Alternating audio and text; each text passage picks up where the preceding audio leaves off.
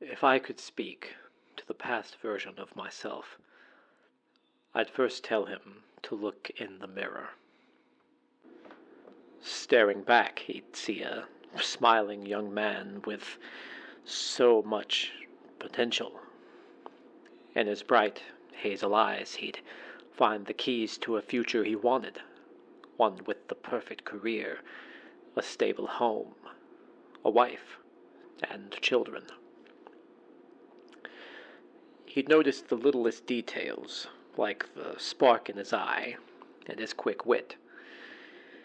He might even feel impressed. Heaven knows his ego could have used a bit of bruising.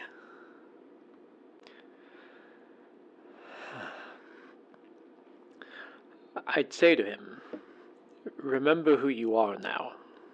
Don't forget him. The person you'll become lacks these positive qualities, and if you're not careful, he'll never get them back. Fight to stay the best version of yourself, even when the world seeks to make you the worst. Honestly, I'd be embarrassed to let him see me now. I'd be afraid. The moment our eyes met, he'd fall away from me, crawling backward on the cold floor, howling through bitter tears at the future that awaited him. Could he change it? Would he? Likely the answer is no, and he'd wind up throwing the happiness he could have had by the wayside, and his sense of purpose along with it. Of course, I'm being dramatic. Compared to most, I have a good life now. I have all that I need. Money is not a concern. But it's not money I long for. I'm drinking tonight because it's an anniversary I hate coming back to each year, like a boomerang that can't help returning to the arms that threw it away. Tonight is the night my daughter walked through the gates of heaven. She was still in the womb, no larger than my own fist. I had always wanted a child. Her name was Charlotte. My ex-wife and I were thrilled with the opportunity to have a fuller family. We looked forward to the days we'd take Charlotte to school, the times we'd throw birthday parties and inevitably be forced to teach her discipline. We imagined the years we'd see her grow into a young woman, and finally, an adult. But those days never came. In fact, we never even looked into our daughter's eyes, because she was torn from this life before hers even began. The loss of a pregnancy is a terrible, agonizing ordeal. At first, I was in shock. For weeks, I couldn't accept what had happened, and always seemed to recognize the fallacy that Charlotte still had a chance. A part of me believed her death wasn't set in stone. What followed were the remaining stages of grief, during which time I collapsed as a man, as a husband. I would drink heavily and frequently. I would neglect my responsibilities. I would start arguments for no reason other than the fact that I was angry at the world, at God even. My child was taken from me, but it was I who destroyed the wonderful marriage that created that child in the first place.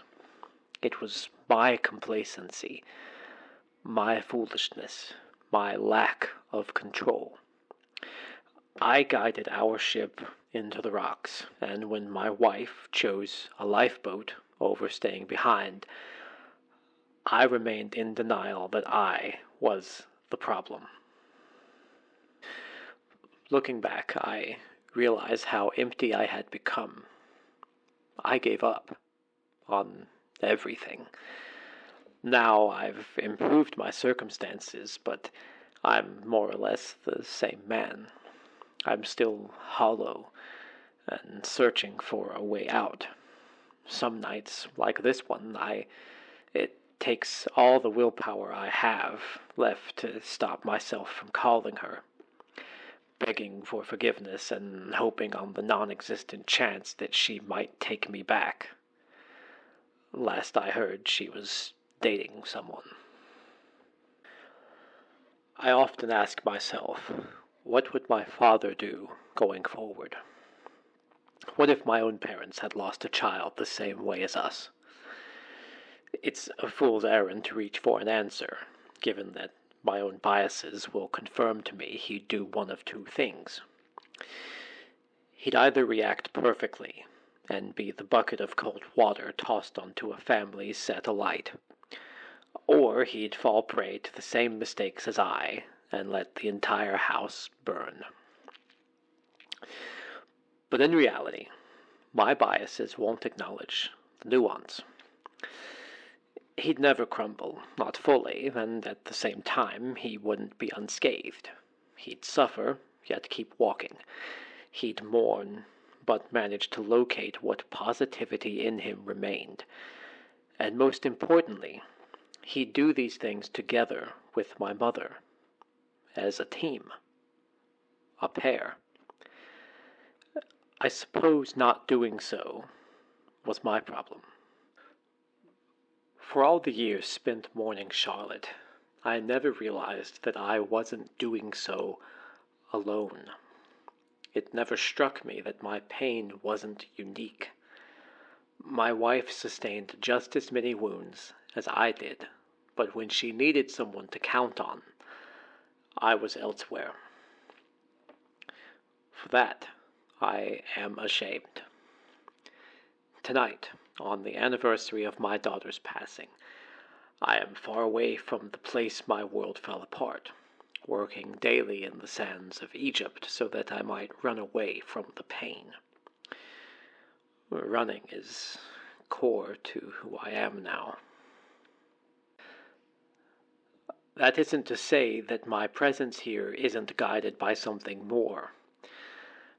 I am pursuing that which I feel is my calling, and as I visit the pyramids of Egypt each day, I feel as though I'm on the precipice of mental and spiritual healing. If only I could reach out and grab it, then maybe the dull ache of the past would not hurt so terribly. But until something changes, I'll drink, I'll sleep, go about my work in the morning, and continue with life, even though I lack the passion to live it right. That's all I can do. Without Charlotte, and without my wife, I'm little more than a machine droning about his days with no goal ahead, unable to escape the gravitational pull of ritual labor and the mundane. But I will persist.